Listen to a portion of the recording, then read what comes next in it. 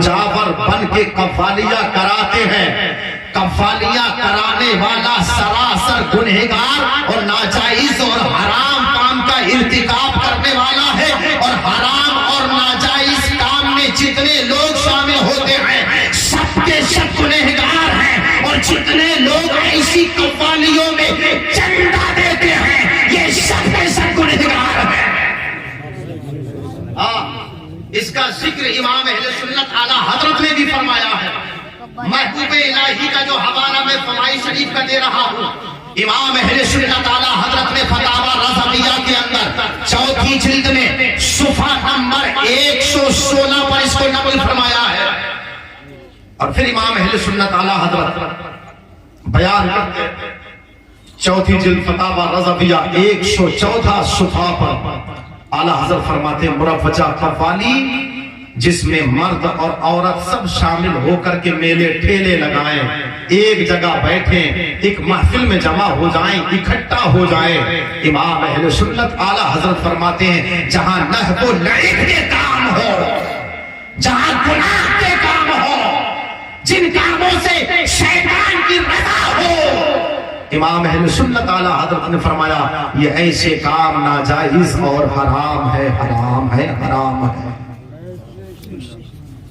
اب کوئی اتنا بھی بڑا ضدی ہو سکتا ہے, وہ کہے نہیں صاحب محبوب الہی کا فرمان میں نہیں مانتا, اعلی حضرت کی بات بھی میں نہیں مانتا. تو چلیے ٹھیک ہے, وہ آپ کا عقیدہ آپ کے ایمان کی کمزوری ہے, آپ نہیں مانتے. آپ قرآن تو مانو گے, قرآن تو مانو گے. اب قرآن کی آیت سنو. اللہ پاک نے فرمایا وَلَا تَعَاوَنُوا عَلَى الْإِثْمِ وَالْعُدْوَانِ وَلَا تَعَاوَنُوا عَلَى الْإِثْمِ وَالْعُدْوَانِ. زمین پر جتنے کام گناہ کے ہوتے ہیں ان گناہوں کے کام میں مدد کرنے والے, تعاون کرنے والے, معاون بننے والے, معاونین بننے والے, چندہ دینے والے, شامل ہونے والے, ان کے ساتھ رہنے والے اور ایسا کام کرنے والے, اللہ پاک نے قرآن میں ارشاد فرمایا وَلَا تَعَاوَنُوا عَلَى الْإِثْمِ وَالْعُدْوَانِ. زمین پر حرام کام کرنے والوں کے ساتھ جتنے لوگ شامل ہوتے ہیں اللہ فرماتا ہے وہ سب گنہگار ہیں. یہ قرآن کی آیت ہے. اب مجھے ایک بات بتائیں,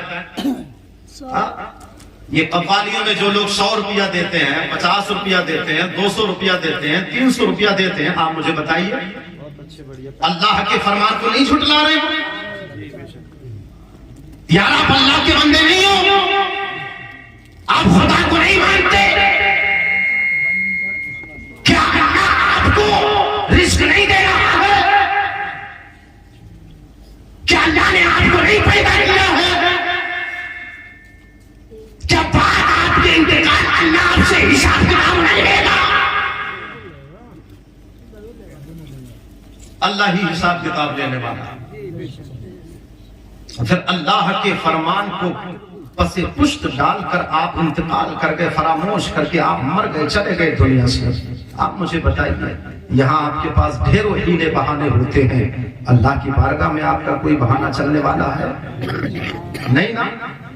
میں ایک بات کہنا چاہتا ہوں, جو لوگ اللہ کے ولی کے مزار پر اس طرح سے قوالوں کو بلا کر کے ڈھول بجاتے ہیں, تاشے بجاتے ہیں, سارنگیاں بجاتے ہیں, قوالیاں کرواتے ہیں, آپ مجھے بتائیں کسی کے بیٹے نے اپنے باپ کی قبر پہ کسی ڈھول والے کو کھڑا کر کے ڈھول بجوایا ہے؟ بتائیے آپ, ڈھول بجوایا کسی بیٹے نے اپنے باپ کی قبر پہ؟ نہیں نا. کبھی ایسا ہوا نہیں. اولاد باپ کے انتقال کے بعد یہ چاہتی ہے مدرسے کا طالب علم, مسجد کا امام میرے باپ کی قبر پہ حاضر ہو جائے, قرآن کا ایک سپارہ پڑھ دے تاکہ میرے باپ کی قبر سے عذاب میں کمی ہو جائے اور خدا کی رحمتوں کا نزول ہو جائے. یہ بات بھی آپ کو کس نے بتائی؟ یہ بات بھی تو علماء نے بتائی ہے نا. اور یہ باتیں بھی علماء بتاتے ہیں, یہ باتیں بھی علماء بتاتے ہیں کہ ایسا کام ناجائز اور حرام ہے اور ایسا کام باعث ثواب ہے۔ تو جہاں باپ کی فکر تھی وہاں قرآن کا سپارہ پڑھوایا، وہاں بھی ڈھول بجوا دیتا۔ اور اللہ کا ولی جو تیرے باپ سے بھی زیادہ خدا کی بارگاہ کا محبوب ہے،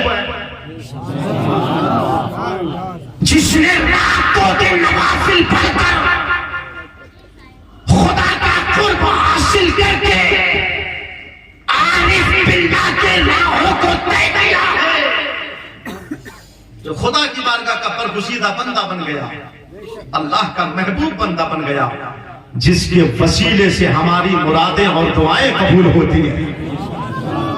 ہم اس کے مزار پہ جا کر کے یہ گنڈا گردی کریں، قوالیاں کروائیں، قوالوں کو بلائیں۔ امام اہل سنت اعلیٰ حضرت فرماتے ہیں قوالی کے اندر پیسہ دینا بھی حرام، پیسہ لینا بھی حرام۔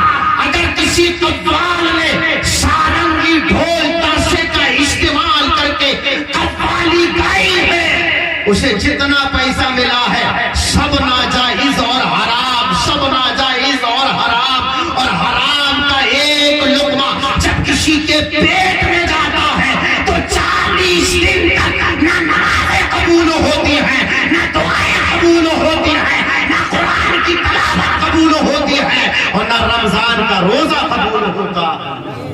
جب حرام کا ایک لقمہ جاتا ہے، یہ ان کے لیے بھی حرام ہے جو آ رہے ہیں، اور یہ ان کے لیے بھی حرام ہے جو بلا رہے ہیں، یہ ان کے لیے بھی حرام ہے جو پیسہ دے رہے ہیں۔ اور سینہ تان کر کے علماء کی جاہل لوگ مخالفت کرتے ہیں، یہ علماء کا کام ہے۔ اپنے جاہل نادان، اگر علماء کا کام یہ ہے تو تیرے گھر میں باپ کی روح نکلنے والی ہوتی ہے، یاسین شریف کے لیے پھر علماء کیوں بلاتا ہے؟ مسجد کے امام کیوں بلاتا ہے؟ جب تجھے ضرورت پڑتی ہے تو تجھے عالم دین مسجد کا امام نظر آتا ہے، اور جب وہ تجھے جہنم سے بچانا چاہتا ہے تو اس کی مخالفت میں تو چوراہے پر، راستے پر گلیوں میں کھڑا ہو جاتا ہے۔ یہی مسجد کا امام ہے۔ جب تیرے باپ کا انتقال ہو جاتا ہے تو دور کھڑے ہو کر کے نماز جنازہ کی اجازت دیتا ہے، اور یہ مسجد کا امام مصلی امامت پر کھڑے ہو کر تیرے باپ کے لیے دعائیں مغفرت کرتا ہے۔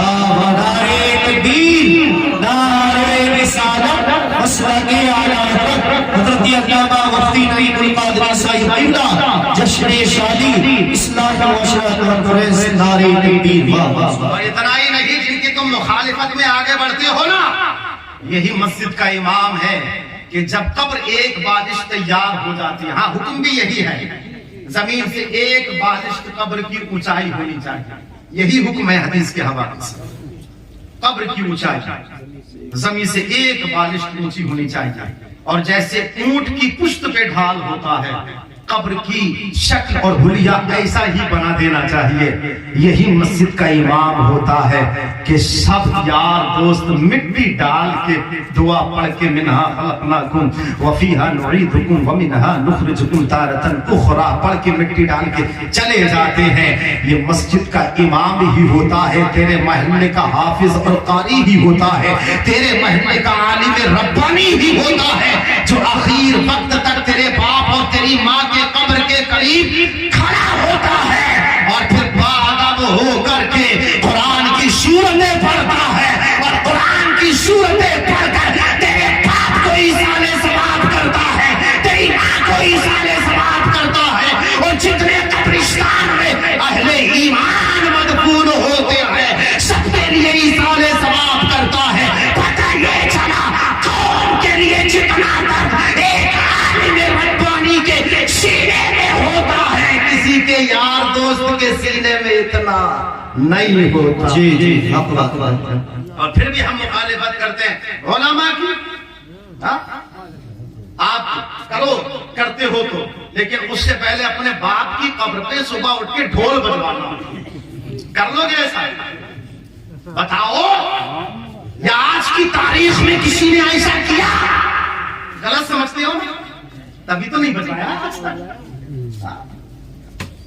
اب بجوا لے گا تو گھر والے لٹھ نہیں ماریں گے، ڈنڈے نہیں برسائیں گے۔ تیری ہمت کیسے ہو گئی؟ باپ کی قبر پہ قرآن پڑھنا چاہیے تھا، اولاد کہتے نہیں مجھے قرآن پڑھنا ہی نہیں آتا، تو مسجد کا امام کہے گا سورہ فاتحہ اگر یاد تھی تو وہی پڑھ دیتا۔ سبحان اللہ سبحان اللہ۔ لٹھ نکل آئیں گے، لٹھ خاندان والے کھانا دانا پانی سب بند کر دیں گے اگر کوئی اپنے باپ کی قبر پہ ڈھول بجوا دے، اور اللہ کے ولیوں کی بارگاہ میں جا کر کے مقابلے کرواتے ہو، گنڈا گردی چھنئی گیری۔ اللہ اپنا فضل فرمایا ایسے حالات بن گئے، دیکھو ترس کھاؤ اپنے حال پر، کوئی بھروسہ نہیں ہے موت کا۔ جانتے ہو کہ بریلی شریف کے علاقے میں اتنا بڑا حادثہ ہوا، میرا دل دہل کے رہ گیا، سمجھے آپ؟ باپ کا انتقال ہوا، باپ کا انتقال 7 گھنٹے کے بعد اسی گھر میں ماں بھی گزر گئی۔ اللہ، باپ کا انتقال ہوا اور 7 گھنٹہ کے بعد میں ماں کا بھی انتقال ہو گیا۔ اولاد کو پتا تھا کہ باپ چلا جائے گا اور باپ کے فوراً بعد 7 گھنٹوں میں ماں بھی دنیا سے رخصت ہو جائے گی۔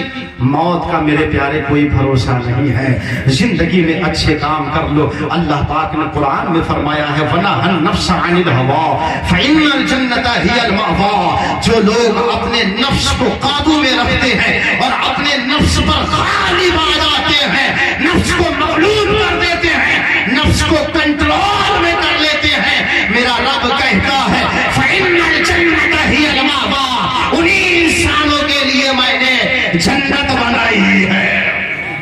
اب مجھے بتاؤ ہاتھ اٹھا کر کے کسی کسی جنت لینا ہے؟ ہاتھ اٹھا کر کے بتاؤ کسی کسی جنت میں جانا ہے؟ ہاں کسی کسی جنت میں جانا ہے؟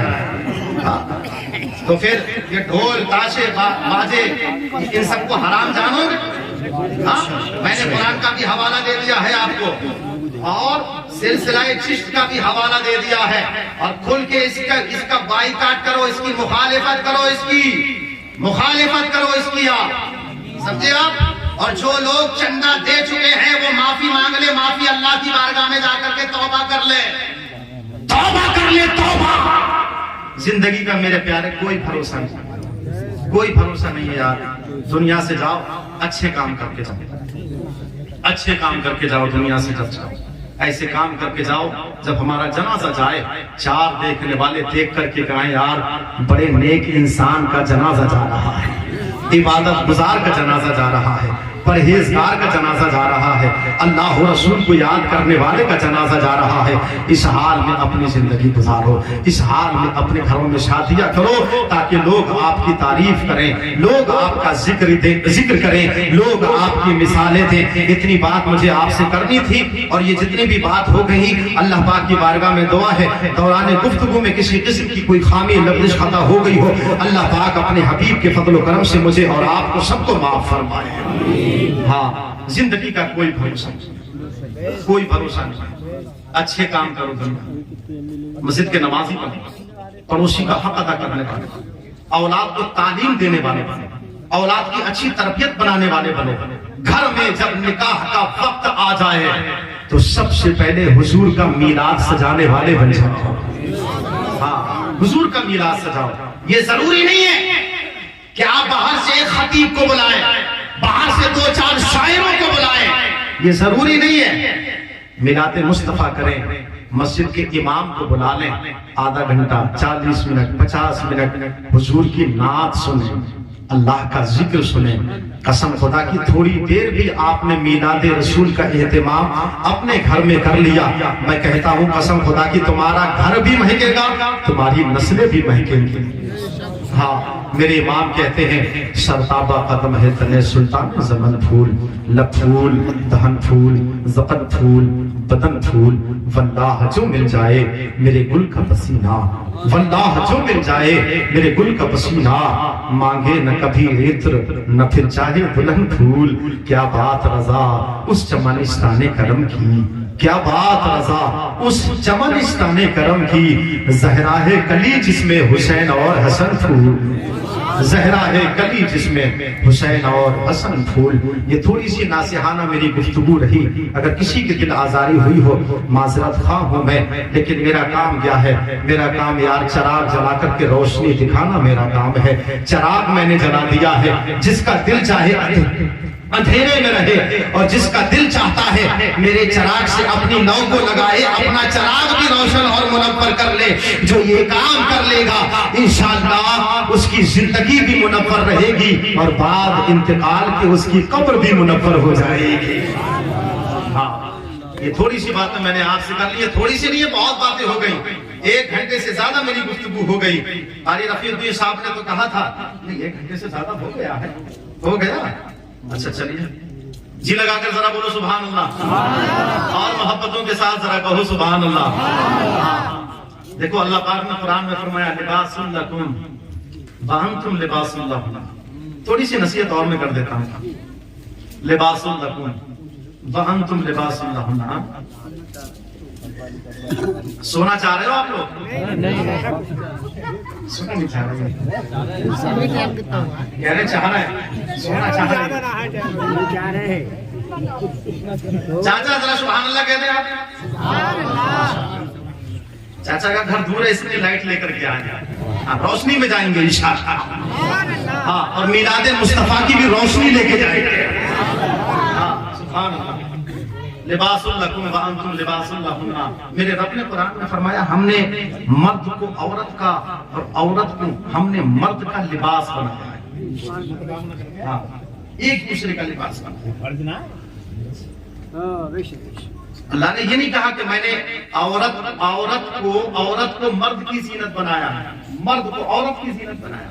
اللہ نے یہ نہیں کہا میں نے عورت کو مرد کا دوست بنایا، ساتھی بنایا ہے،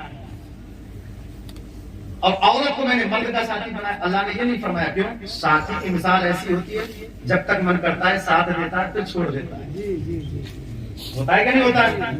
معاملہ زینت کا ہو، آپ تھوڑی دیر کے لیے بن جائیں، صبر جائیں، پھر کچھ دیر کے بعد میں آپ خود محسوس کریں گے کہ یار میری سجاوٹ میں کوئی کمی آ گئی، پھر آپ دوبارہ سنورنے کے لیے پہنچتے ہیں، بار بار آئینہ دیکھتے ہیں۔ دن بھر میں لوگ کتنی بار آئینہ دیکھ لیتے ہیں، ہوتا ہے کہ نہیں ہوتا ہے ایسا؟ ہاں، بار بار آئینے کی طرف رخ کرتے ہیں، یار میرے حسن میں کوئی کمی تو نظر نہیں آ رہی ہے۔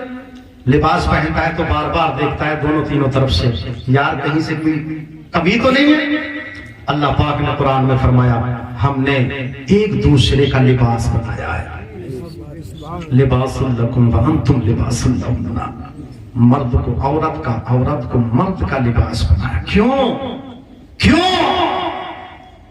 لباس کا ذکر اللہ نے اس لیے فرمایا ہے، یہ لباس ہی ہے جب تک جسم پر رہتا ہے، جسم پر جب کوئی عیب ہوتا ہے تو لباس اس عیب کو چھپاتا ہے، یہ لباس کا کام ہے۔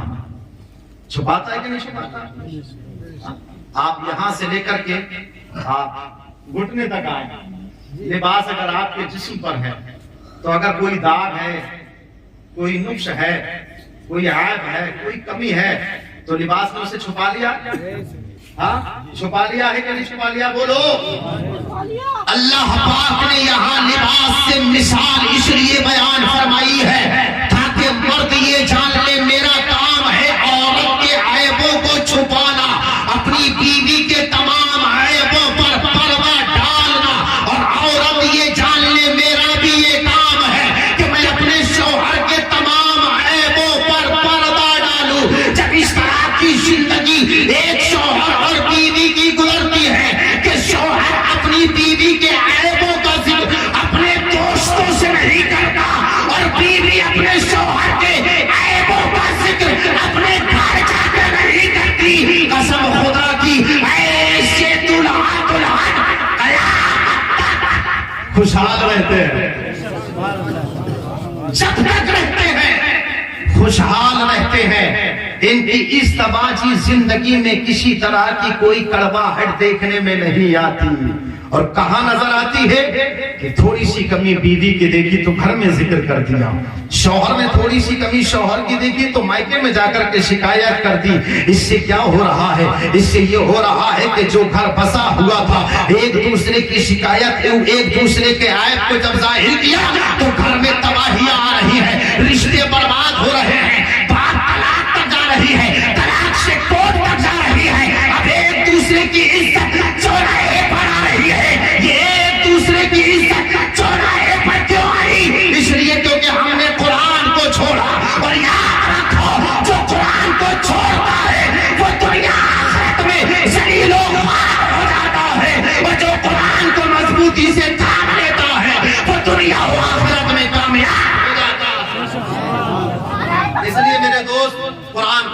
اسی کے ساتھ تھامے رہو. اللہ پاک آپ کو یہ دن دکھائے تو بیوی سے بے پناہ محبت کرو، مگر ساتھ ساتھ ماں باپ کی قدر و عزت بھی. ہاں بیوی کی محبت کو یہاں رکھو دل میں، مگر ماں اور باپ کی تعظیم کو ہمیشہ اپنے سر پر رکھو، اپنے سر کا تاج بنا کے رکھو. اس لیے کیونکہ باپ ہی ایسا ڈرائیور ہے جو اپنے خون جگر کو ڈال کر کے گھر کی گاڑی چلاتا ہے. اتنا انمول ہے یہ ڈرائیور. اللہ پورے گھر کی گاڑی چلاتا ہے. اور میں کہتا ہوں باپ ہی ایسی دہلیز ہے، باپ ہی ایسی بنیاد ہے، باپ ہی ایسی دیوار ہے، باپ ہی ایسی چھت ہے جس سے پورا گھر مضبوط نظر آتا ہے. بیوی سے بھی محبت کرو. ایسا نہ ہو ایک رات ملاقات ہو گئی تو ماں کو بھی بھول جائے، باپ کو بھی بھول جائے. ایسا ہرگز مت کرنا. جس نے تیرے لیے سب کچھ چھوڑا ہے اسے اپنے دل میں بسا کے رکھنا، اور جس نے تجھے پیدا کیا ہے اس کو اپنے سر پہ بٹھا کے رکھنا. ہاں پھر کیا ہوگا یار، تیری بیوی بھی تجھ سے راضی رہے گی، اور تیری ماں تیرا باپ بھی تجھ سے راضی رہے گا. اور میرے حضور نے ارشاد فرمایا جب زمین پر کوئی اولاد اپنی زندگی میں اپنے باپ اور ماں کو راضی کر لیتی ہے اولاد، اللہ پاک اس کی زندگی سے راضی ہو جاتا ہے.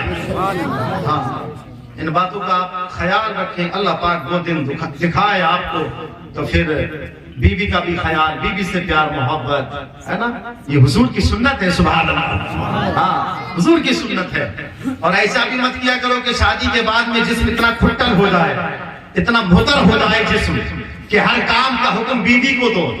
کچھ کام ایسے بھی ہوتے ہیں شوہر کو اپنے ہاتھوں سے خود کرنا چاہیے.